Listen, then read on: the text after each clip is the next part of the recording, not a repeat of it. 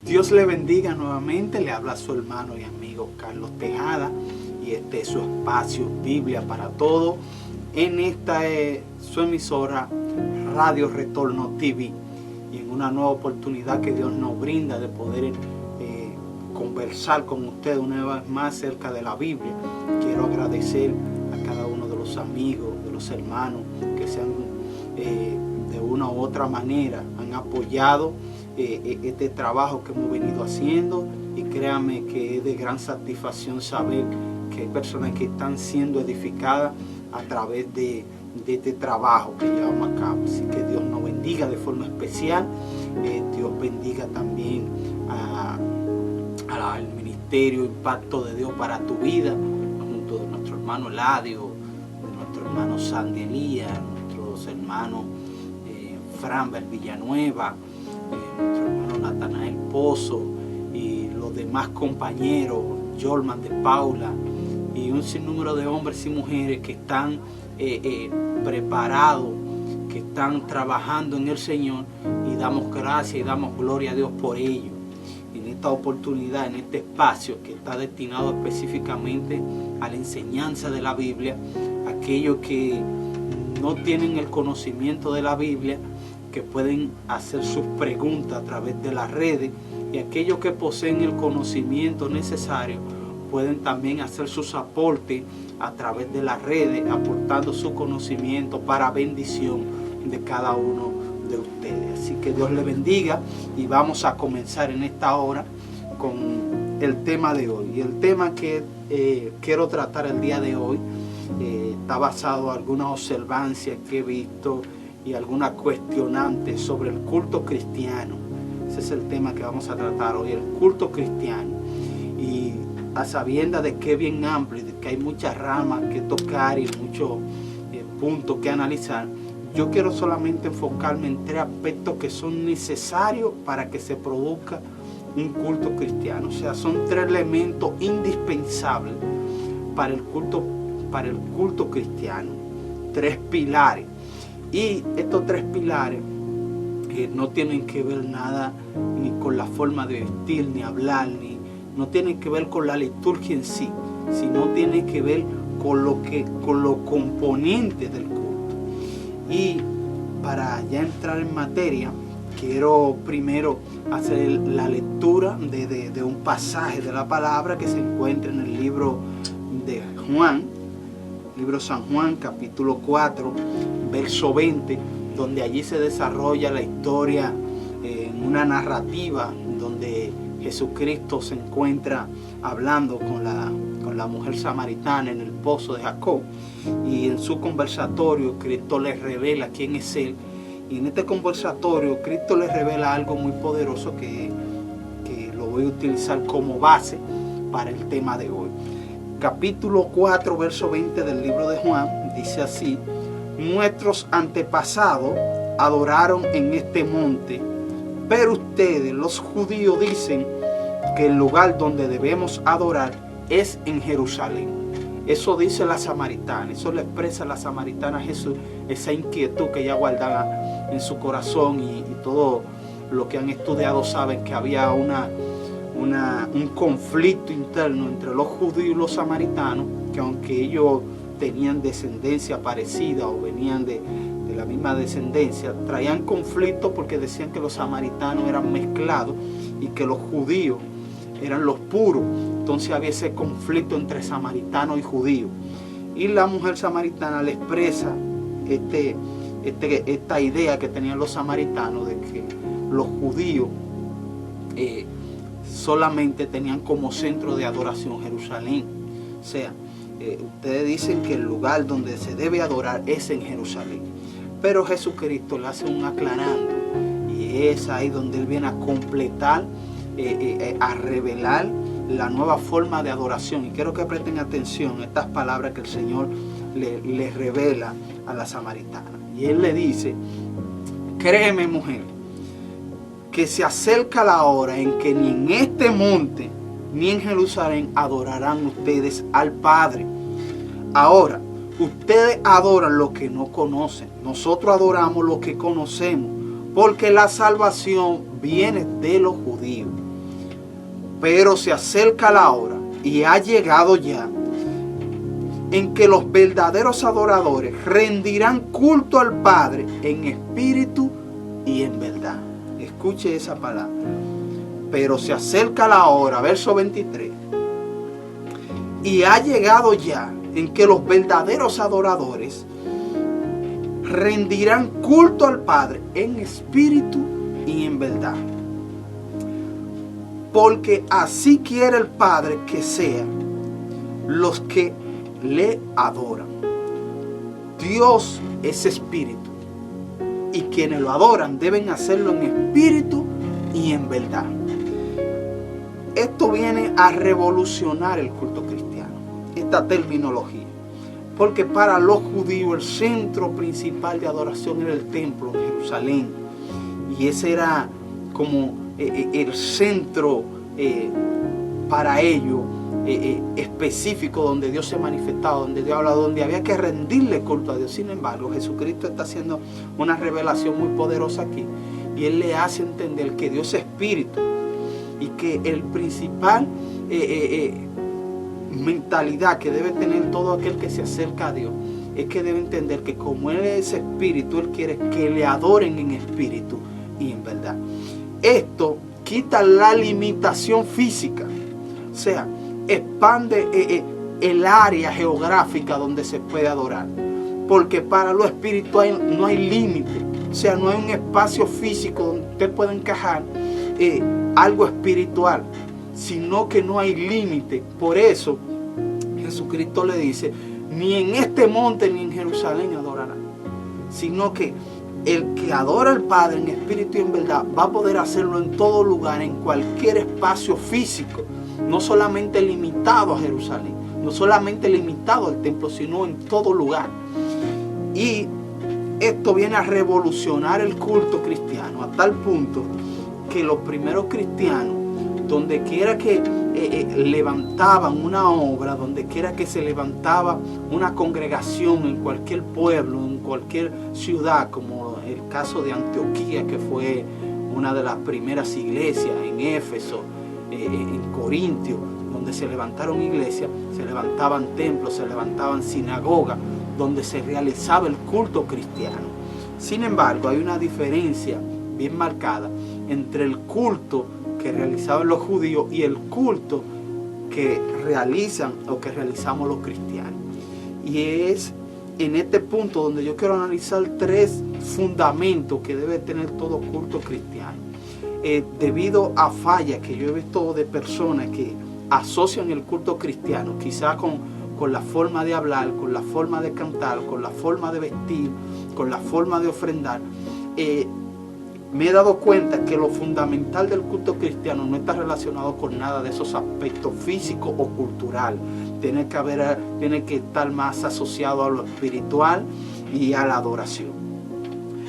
El culto, como concepto básico, hace referencia, es una traducción del latín, cultus, y hace referencia específicamente tanto a algo que se cultiva, a un cultivo, pero también puede hacer referencia a una persona culta, una persona que se ha preparado, una persona que ha estudiado, que está preparado tanto culturalmente como intelectualmente, una persona que se denomina una persona culta.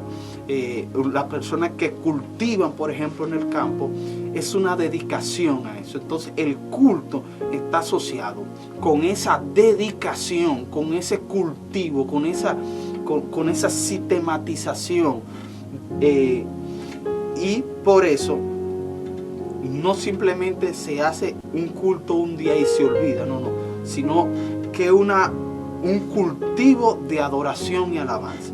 Por ejemplo, hay 3 elementos básicos de lo que les quiero hablar, y el primero tiene que ver con la adoración a Dios. Y este fundamento para adorar a Dios no se limita. Por eso Jesucristo dijo: ustedes van a adorar al Padre en espíritu y en verdad, porque Dios es espíritu. O sea, no hay un lugar específico donde usted diga: para poder adorar a Dios tengo que ir a tal lugar específicamente. No, en cualquier lugar, en tu aposento, en tu casa, en el trabajo, en el camino, en el carro, donde quiera que tú te encuentres, puede adorar a Dios, porque Dios es espíritu y para Dios no hay limitaciones. Donde quiera que tú le adores, por eso dice la palabra, que donde quiera que hay 2 o 3 reunidos en su nombre, ahí está Él para bendecir. La adoración está ligada al ser humano, es como una condición inherente del mismo.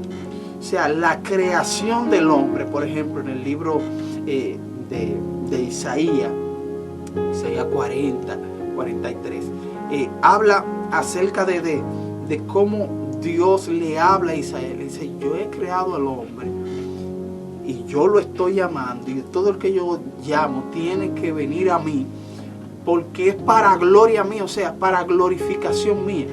Dios ha creado al hombre con el sentido de adoración. Y es algo que tiene impregnado en el ser humano de por sí tiene que adorar. Y cuando esa adoración al Dios del cielo no es rendida debidamente, entonces el hombre busca la forma de sacar ese deseo de adoración y lo expresa de diferentes maneras.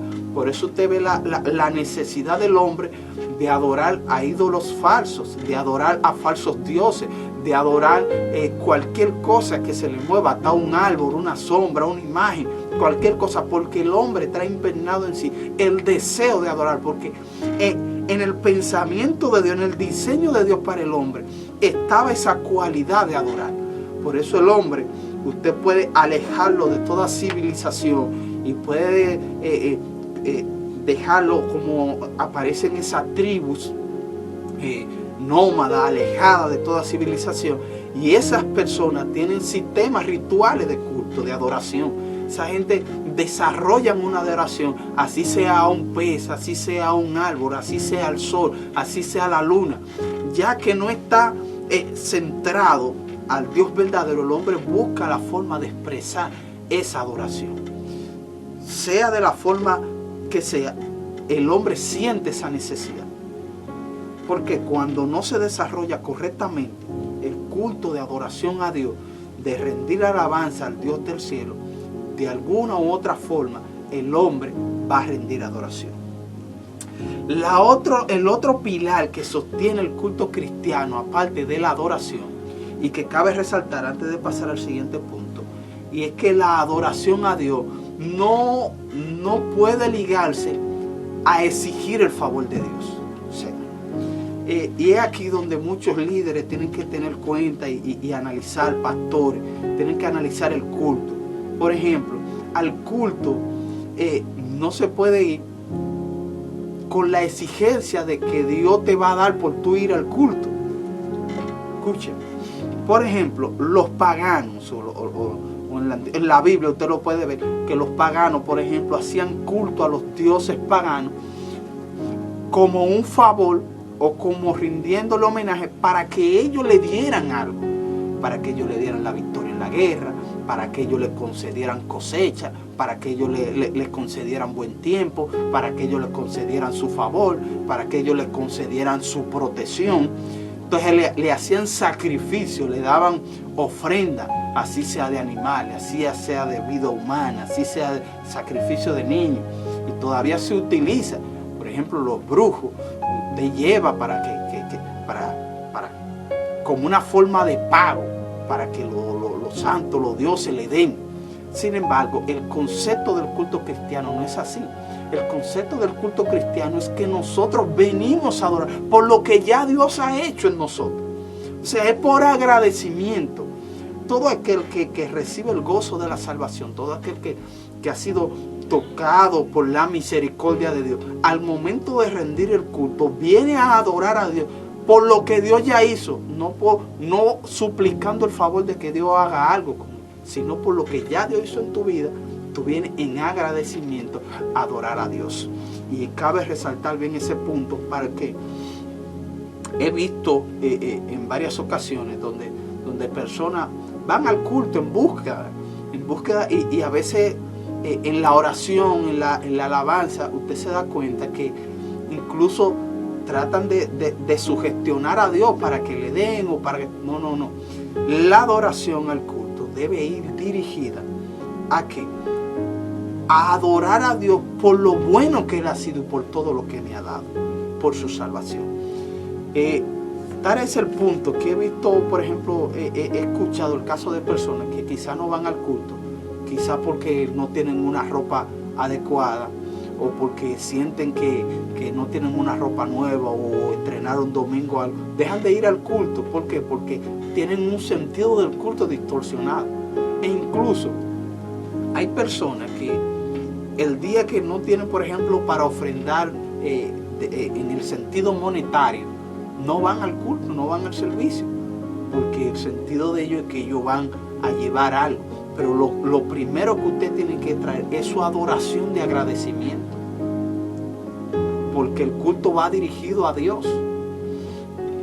El segundo punto que quiero analizar, que está bien ligado al culto cristiano, es la edificación de la iglesia. La edificación de la iglesia se produce en el trayecto del servicio, en el trayecto del culto, en el desarrollo de la adoración. O sea, todo aquel que viene con una adoración a Dios es edificado por medio de esa adoración. Es la impartición que Dios le da a la iglesia por la adoración gratuita que la iglesia brinda. O sea, cuando hay una iglesia que adora a Dios de forma espiritual, de forma íntegra, de forma correcta, es edificada en Dios por su Espíritu Santo. Por eso, todo aquel que viene con una adoración al templo, al culto a Dios, no se va con la mano vacía, se va edificado en el Espíritu. Por ejemplo, la Biblia hace referencia, el apóstol Pablo hace referencia a los dones espirituales.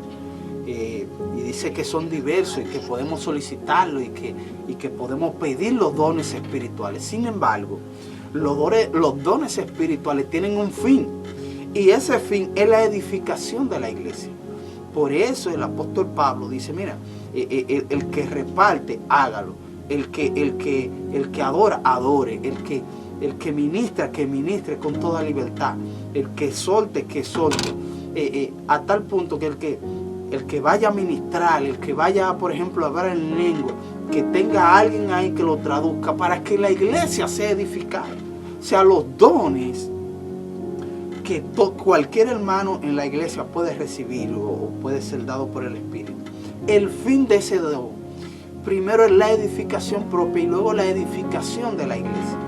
Porque ¿de qué le vale a usted, por ejemplo, tener un don de cántico, de adoración, o de sanación, o de liberación, cuando ese don está guardado, enterrado, y la iglesia que ha estado orando durante años para que usted reciba ese don no es beneficiada de ese don? Por ejemplo, Pablo manda que cuando haya un enfermo entre el pueblo, entre la comunidad, entre la iglesia, que vaya al templo y que los ancianos, ungiéndolo con aceite y poniendo la mano sobre él, reciban la sanidad. Sin embargo, es parte de la edificación de la iglesia. Pero si la iglesia no es edificada por medio de esos dones, por medio de la manifestación de Dios en el culto, por medio de la gracia y la misericordia de Dios y esos dones, lo que hacemos es que lo enterramos, no lo cultivamos, no lo ponemos en ejercicio. Vamos a ser llamados a cuenta por ello. Usted se preguntará, pero bueno, recuérdese la parábola de los talentos, donde el maestro dijo, bueno, yo vino y repartió, a uno dio 5, a uno dio 3, a uno dio 2, a uno dio 1. Y sin embargo, uno de los mayores obstáculos que tenemos hoy en día, que es el miedo, se apodera a veces de cualquier persona que tiene un llamado o un ministerio o un don, y puede hacer lo que hizo al que se le dio un talento, ir y enterrarlo para tratar de no perderlo. Sin embargo, esta no fue la mejor opción, esta no fue la mejor diligencia, esta no fue la mejor alternativa, sino que ese don debe ser cultivado, debe ser puesto en ejercicio para administración, para edificación propia y también de la iglesia. Por eso, la iglesia es edificada en medio del servicio de Dios. todo servicio debe de ir enfocado, todo culto cristiano, servicio, debe estar enfocado primero a la adoración a Dios y segundo a la edificación de la iglesia. De lo contrario, pierde el sentido de ser culto cristiano y se puede convertir en cualquier otra cosa. Se puede convertir en una fiesta, se puede convertir en un compartir, se puede convertir en un concierto, se puede convertir en cualquier otra cosa, pero no con el sentido cúltico, sino que ya puede ser cualquier otro tipo de actividad. Por ejemplo, el otro pilar que sostiene cualquier culto cristiano debe ser la proclamación. O sea, el simple hecho de usted adorar a Dios, de usted venir a la iglesia, a un culto cristiano, de usted rendirle adoración a Dios, también debe tener ese sentido de tocar a otro a través de eso que Dios le ha dado, de proclamar eso que Dios ha puesto en su mano. Es tal así que la gran comisión del cristianismo está asociado a la proyección o a la proclamación de la buena nueva de salvación. Por ejemplo, en el libro de Marcos, capítulo 16, el mismo Cristo cuando resucita comisiona a sus discípulos. Dice, mire, vayan por todo el mundo predicando el evangelio, el que creyera y fuera salvo. O sea, hacer discípulos en mi nombre. El que creyera y fuera bautizado será salvo. El que no creyera ya ha sido condenado. Pero la gran comisión está asociada a esa proclamación de esa verdad de Cristo, a la extensión y la expansión de la palabra. Estar así que dice que de repente el Espíritu Santo descendió y dijo, apártenme a Bernabé y a Saulo para la obra del ministerio. Y ellos fueron comisionados en su primer viaje misionero. Y fue tan impresionante lo que Dios hizo con estos hombres, que ese viaje misionero duró aproximadamente 4 o 5 años. De 3, 4, 5 aproximadamente duró ese en Antioquía. Ellos partieron desde Antioquía, desde la iglesia de Antioquía. Desde allí fueron comisionados. Y fue tan impresionante lo que Dios hizo a través de ellos, que ellos fundaron un sinnúmero de iglesias en diversos pueblos.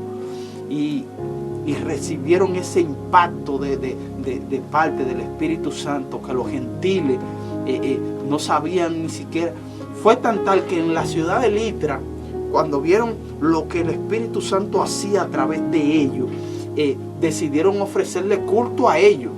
Y ellos tuvieron que llamar a los hermanos y decir, no, nosotros no somos dioses. Nosotros lo que somos es siervos del Espíritu Santo, siervos del Altísimo. Nosotros somos proclamadores de Jesucristo. Nosotros somos los que damos testimonio de Cristo. Entonces, todo culto tiene que estar fundamentado en estos 3 pilares. Primero, en la adoración a Dios. Segundo, en la edificación de la iglesia. Y tercero, en la proclamación de esta verdad, de esta enseñanza, de esta salvación que debe ser compartida. Entonces, hoy en día, al ver a una persona que usted le puede preguntar, bueno, ¿a qué? Tú vas para el culto, tú vas, y quizás no tienen ningún criterio de ir al culto, simplemente van quizás por compromiso, o porque el pastor me vea, o porque los líderes me vean, o porque me invitaron, y entonces eso pierde el sentido de ir al culto. Entonces usted va al culto y usted dice, pero que el culto estaba frío, que el culto yo no sentí, que el culto esto, que el culto lo otro, porque la persona que normalmente no tiene posicionado bien el sentido de la elaboración de un culto, tiende a buscar elementos y a criticar sobre ellos. Por eso hay personas que pueden caer en la crítica quizá de la vestimenta, de la ropa, de cómo se hace, de qué se dijo, de qué no se dijo, porque no fue centrado primero a adorar a Dios, segundo a que la iglesia sea edificada y tercero a la proclamación de la palabra. Por eso el culto no necesariamente está relacionado quizá por nuestra forma o costumbre de hacer las cosas o por la liturgia, no importa cómo tú lo hagas, si se adora primero, si se ora después, si se lee la palabra, si se predica. Por ejemplo, estamos tan acostumbrados a enseñar que en medio del mensaje que el Señor habla, que hay personas que van al culto cuando el culto se está acabando simplemente para escuchar el mensaje. ¿Por qué? Porque han recibido una enseñanza distorsionada. Dios habla en cualquier parte del culto porque el culto va dirigido a Él. El culto, Él es la principal figura del culto. Por eso no necesariamente Dios habla cuando habla el predicador o cuando habla el pastor. El culto es una relación, es una actividad donde nos relacionamos todos aquellos que hemos creído, todos aquellos que hemos sido tocados por el Señor y elaboramos un culto al Señor en consagración, en santidad, y el Señor se manifiesta bendiciéndonos, edificándonos y fortaleciendo nuestra fe. Así que cualquier otra opinión que tú tengas, puedes dejarla en el canal de YouTube o en cualquiera de nuestras redes sociales. Ahí tú puedes poner tu comentario, qué te pareció acerca del culto cristiano. Hay muchos otros puntos sobre el culto que más adelante quizá estaremos tocando y analizando. Así que Dios te bendiga, Dios te guarde y recuerda, estaremos observando tus comentarios.